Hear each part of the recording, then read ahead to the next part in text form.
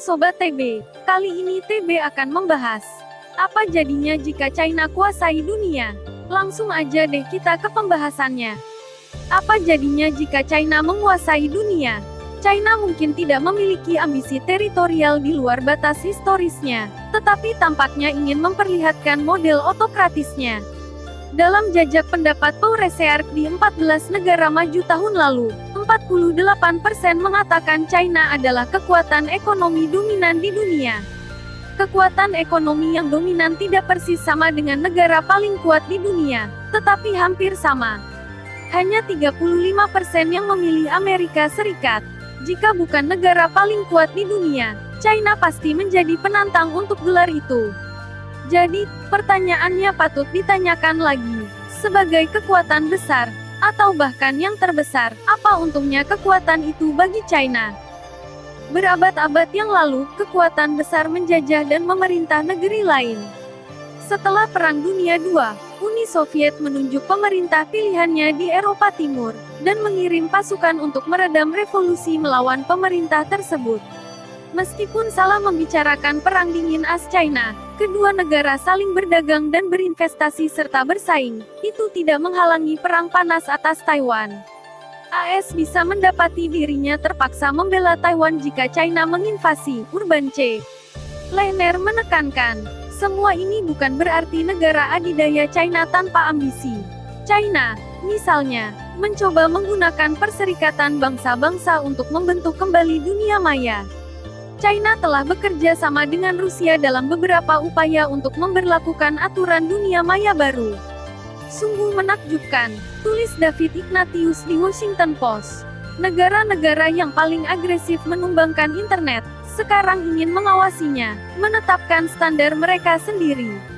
Di dunia dengan China yang dominan, informasi dan gagasan tidak akan mengalir dengan bebas. Dunia pasti harus terbiasa dengan kekuatan besar yang sangat sensitif. Ketika penguasa China memiliki pengaruh, mereka menghukum kritik.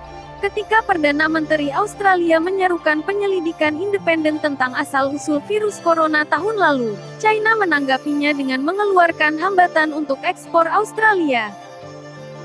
China sedang berupaya untuk meningkatkan pengaruh yang dimilikinya terhadap negara lain. Jika strategi industri 2025-nya berhasil, itu akan meningkatkan ketergantungan dunia pada China untuk produk dan bahan berteknologi tinggi utama. Jika yuan digitalnya bertahan, lebih banyak perdagangan dunia akan dilakukan dalam mata uang yang dikendalikan China. Belt and Road inisiatifnya juga memiliki kecenderungan meningkatkan pengaruh. Terlalu dini untuk memprediksi bahwa China akan melakukan intervensi militer di luar negeri ketika merasa kepentingannya terancam. Sejarah menunjukkan itulah yang dilakukan oleh kekuatan besar, lanjut Urban C.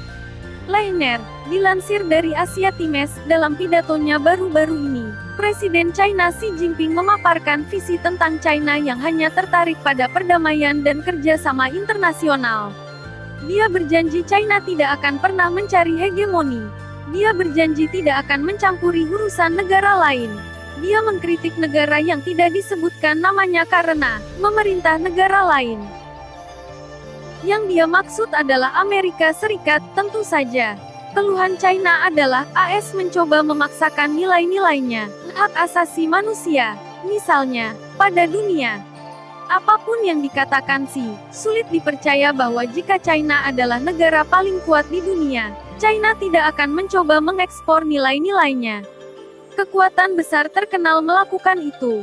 Tidak apa-apa untuk mengkhotbahkan perdamaian dan tanpa campur tangan, tetapi dunia akan menilai China berdasarkan apa yang dilakukannya, bukan atas apa yang dikatakan Xi. Sebagai orang Amerika, Urban C. Lehner secara alami lebih menyukai nilai-nilai negaranya. Ia bukan anti-China, ia sangat menghormati apa yang telah dicapai China. Setelah tinggal di Hong Kong selama 9 tahun dan sering bepergian ke daratan China, ia mengenal dan menyukai banyak orang China.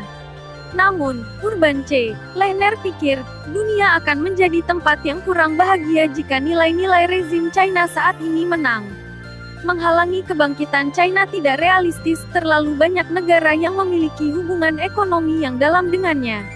Perang akan menjadi bencana bagi China, AS, dan dunia. Tetapi jika kebangkitan China tampaknya tak terhindarkan, itu tidak akan berpengaruh pada penurunan Amerika.